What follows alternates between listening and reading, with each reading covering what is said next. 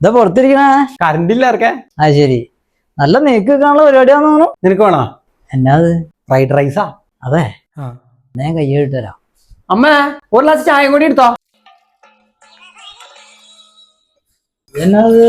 Fried rice. Fried റൈസാ? അരി വറുത്തത് ഫ്രൈഡ് റൈസ്. ഇതിങ്ങനെ എടുത്ത് ചായയിലേക്ക് ഇടാം. കുറച്ചു നേരം കിടന്ന് കുതിർന്ന് കഴിഞ്ഞാൽ ടേസ്റ്റ് കൂടും. ഉവ്വ. തിരക്കുണ്ടെങ്കിൽ പെട്ടെന്ന് കഴിക്കാട്ടോ. അരി വറുത്തു അല്ലേ?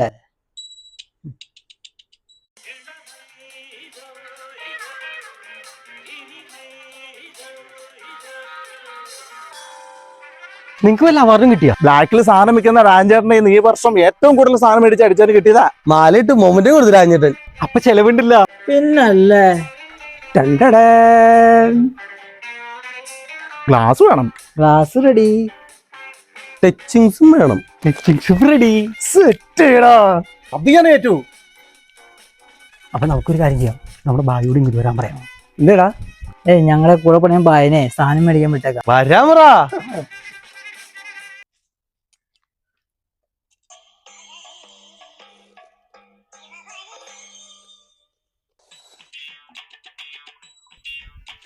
ബായ കശുമാങ്കുടിയിലേക്ക് വന്ന് അങ്ങോട്ട് ഒഴി. അത് മതി. വിളിച്ചാ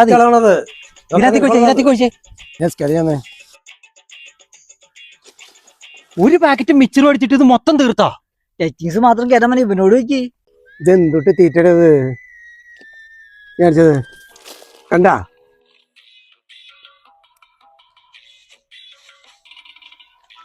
അതൊക്കെ ഉണ്ടല്ലോ.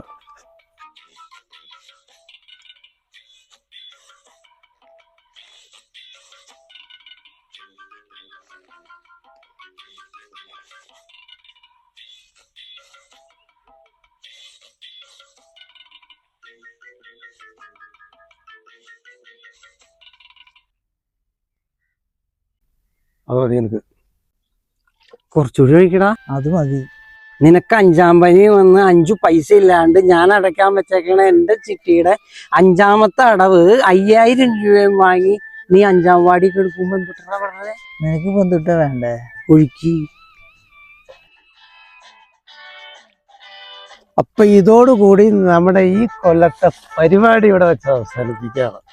അപ്പൊ എല്ലാവർക്കും ഒരു അടിപൊളി ഹാപ്പി ന്യൂ ഇയർ.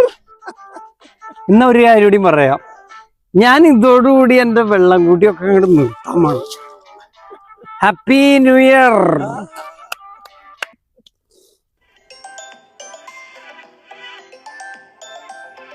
അതെ, മേടിച്ചത് വല്ലതും ഇരിപ്പുണ്ടോ?